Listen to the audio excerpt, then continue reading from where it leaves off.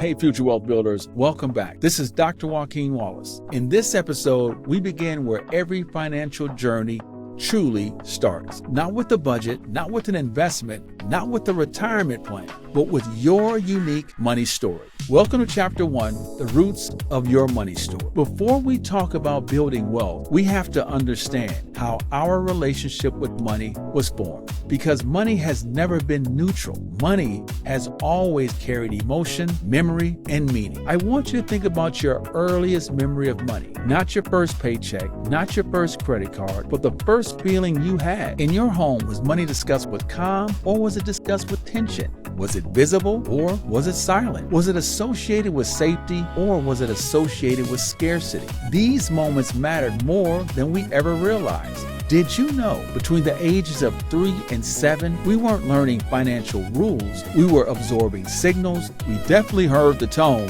We felt the stress in the home. We witnessed the silence, and we all participated in the repetition. Furthermore, we were left with internalizing unsolicited information given to us without our permission. But let's not forget, our first financial fiduciaries were our parents, or those who were responsible for our welfare. Therefore, we learned long before we recognized language, long before we had the agency. So those early impressions became the roots of our unique money story. Here is one major takeaway I want you to think about. The language that we use today, it is not ours, it's someone else's. Some of us learn that money disappears quickly, while others learn that money equals power and control. In my book, I refer to this as being a financial hostage. And some learn that talking about money created conflict in the home and outside the home, while others learn that money defines self-worth. None of these behaviors we consciously chose, but we all encoded them,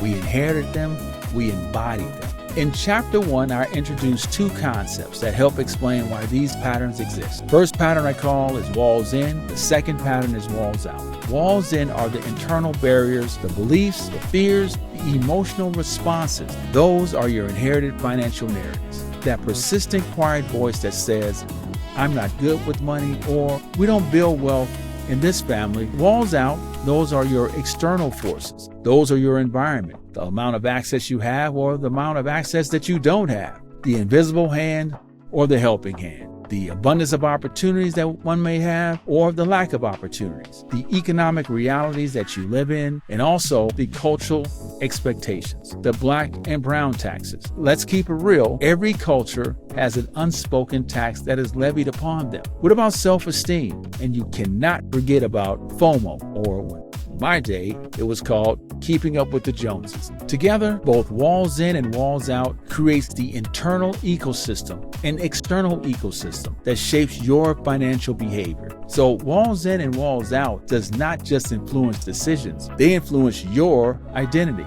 This is where inherited financial narratives intersect with encoded financial behaviors. And that intersection is what I call your unique financial genetic code. I want you to think of this code that is running quietly in the background, which influences your decisions without asking for your permission. That is why 2 people with the same income can produce completely different outcomes. It's not intelligence, it's not effort, it's conditioning. And when conditioning goes unexamined, we often see the same outcomes repeated consistently, generations after generations, the rinse and repeat. This is what history calls shirt sleeves to shirt sleeves in 3 generations. Now, shirt sleeves to shirt sleeves wasn't because wealth wasn't created. No, not at all. It's a byproduct of your unique inherited financial narratives and encoded financial behaviors that were never addressed. So Chapter 1 invites you to slow down, stop judging your financial outcomes. I'm giving you grace, and start investigating where these origins started from.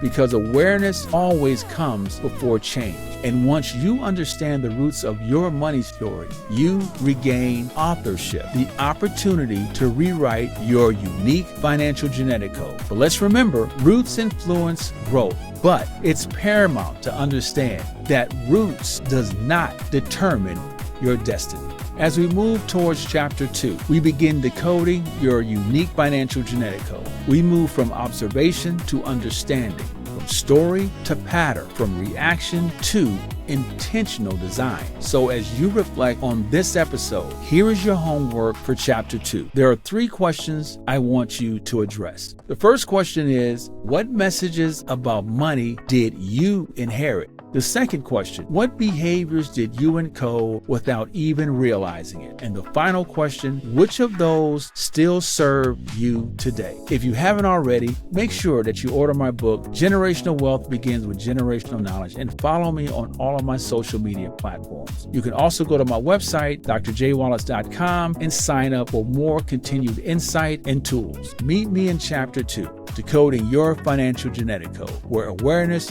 turns into understanding. And also, remember, generational wealth begins with generational knowledge. I'll see you in Chapter 2.